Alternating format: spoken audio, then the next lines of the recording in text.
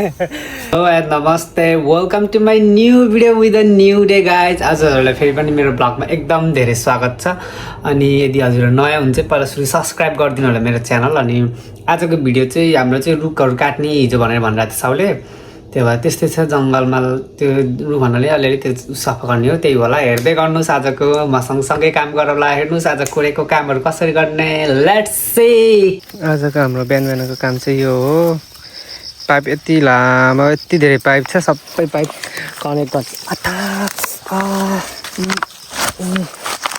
तुरीको फे काँडाले आको टुप्पोमा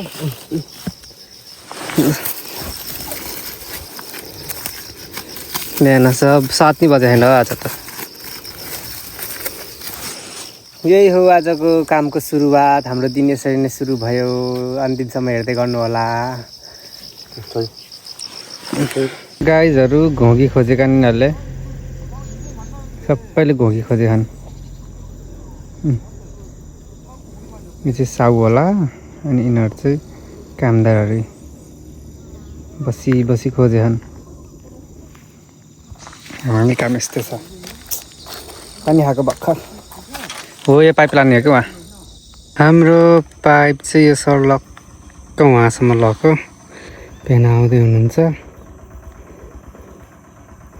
सबै भ्याए अब गाडीमा फेरि गाडीमा हैन यहाँ रुख काट्ने होला ल हाम्रो काम के हो भनिदिनु त अब हामी जङ्गल फाट्ने हो यहाँबाट यसरी गएर फाटेर यता जङ्गल पनि देखाउ न यसरी यो जङ्गललाई फाटेर यता पाइप राखेको छ त्यो पाइपलाई सर्लक्क मेरो हातमा यो छ अब यो के हो यसको यो यहाँ आरी है यो हाते आरी अनि आसी सर्लक्क पारेर हामी चाहिँ गर्छौँ अब हेर्नु अहिले यस्तो छ अब यो रिसी कस्तो हुन्छ हेरमै त सुरु गरे है आहा म नि सुरु गर्छ अब मेरो चाहिँ यस्तै यसले भङ हानेर तान्ने हो कि यसले चाहिँ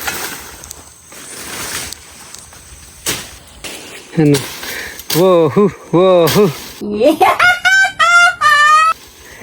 वो भन्दै काट्नु भएको बेनालाई म चाहिँ यता अगाडि मेसो यो उस गर्दै गएको यस्तो जङ्गल त होइन झाडी हो जङ्गल त जङ्गलै भेन यो सानो झाडी हो र जङ्गल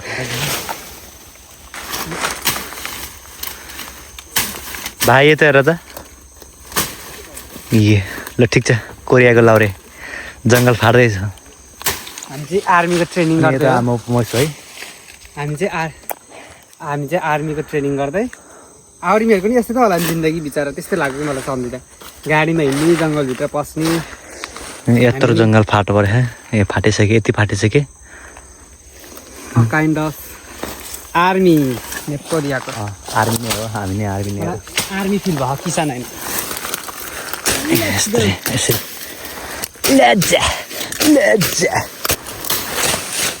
बाटो बनाउँदै चाहिँ काट्ने यो होइन कले कहाँ हानेर यता न यता जङ्गल फाट्नु यता अनि सिधै जानु भनेर न बाङ्गो भएको नि ए हो र अझै मलाई ताक्छ केही आउन मलाई सिकाउनु आउन है मलाई सिकाउनु खोज्नुहुन्छ केही आउनु हो ल हेर्नु यस्तो ठाउँमा आएन हामी गर्दा भुतका बच्चा भुतका गोरे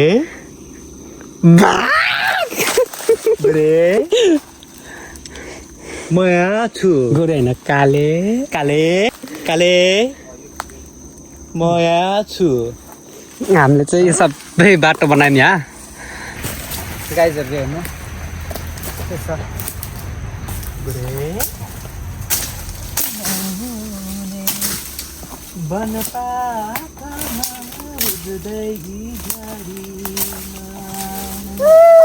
अब हाम्रो काम कोरियामा काम गर्ने तरिका यस्तै हो है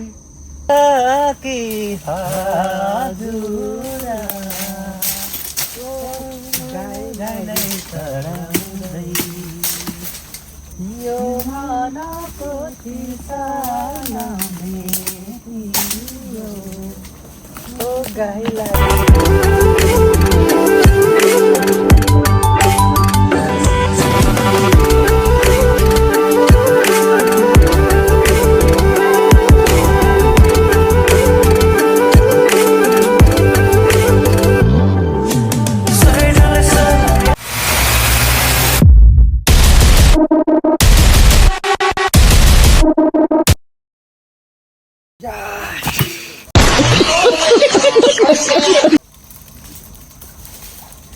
आजको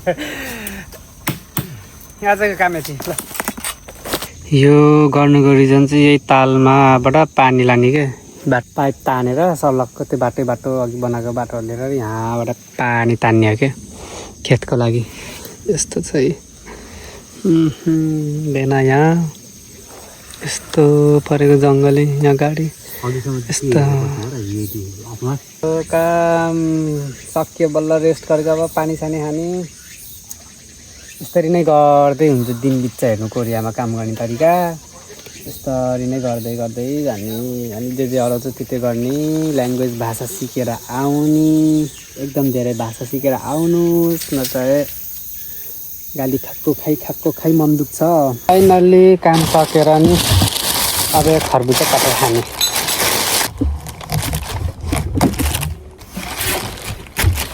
गुलिया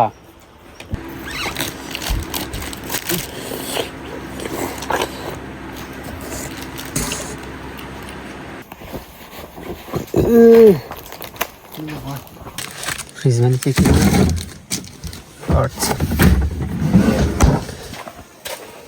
काम भ्याइयो यताको यस्तै छ हेर्नु साउहरू राम्रो पऱ्यो भने चाहिँ जस ठिक हुन्छ है हजुरहरूलाई हामी नै अब जान्छौँ हामी चाहिँ खाना खाने टाइम भइसक्यो अनि बिहान चाहिँ निस्किनु हुनुहुन्छ हरू कारणले हामी चाहिँ घर जानु लाग्यो 6 बजे सुरु नि हो 20 मिनट अगाडि भनेपछि कतिको डिफ्रेन्स तर हामी नि 5 मिनट अगाडि राखिदिन्छौँ कि अलार्म के भयो त्यस्तै भएको थियो मेरो यो तान्नु नभयो हुन्छ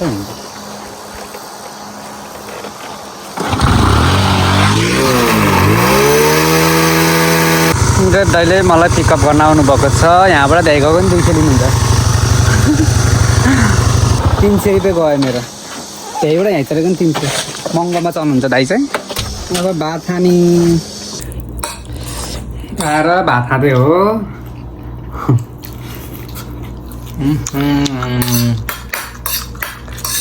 हुन्छ अलिकति देख्नुहुन्छ क्या साजङ निमले चाहिँ आइसक्रिम वाउ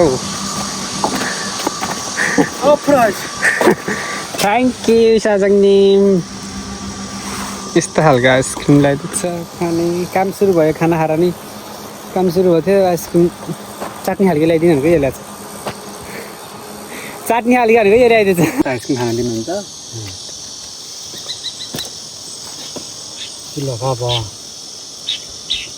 20시 쭉 पानी पर्ने भने AM 원타임 나이트 나이트 쭉쭉쭉 नेल इल 없어요. 아빠한테 물어봐 아빠한테 나는 몰라 아빠한테 물어봐 아빠 여기- 내일 있어요 안 물어봐 오케이 यहाँ कोनवाला रहेछ चार खाइदिनु तपाईँको यो भएपछि फेरि यो बारीमा काम सुरु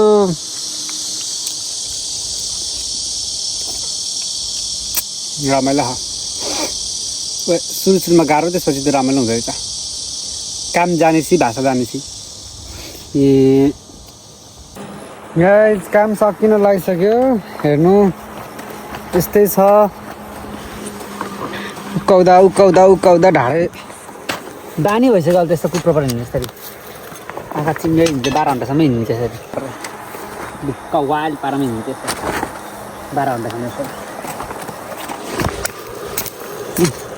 अस्ति यहाँ त्यो सेतो दबाई हालेर चाहिँ क्या हो यस्तो छ यसरी गर्ने है कोरियामा हेर्नुहोस् हजुरहरूले सजिलो हुन्छ के भोलि पर्सि आयो भने बानी पर्छ किन भन्दाखेरि सुरुमा चाहिँ घोप्टो पाउन सकिन्न एकदम गाह्रो हुन्छ त्यसपछि चाहिँ यसरी हिँड्न सकिन्छ त्यसमै हिँड्न सकिन्छ बानी भएपछि चाहिँ मलाई चाहिँ त्यो लाग्छ घर जाने अब यति भएपछि अब 55 मिनट्स पनि छैन 50-40 मिनट्स छ होला त्यसपछि त सकियो हाम्रो टाइम अनि घर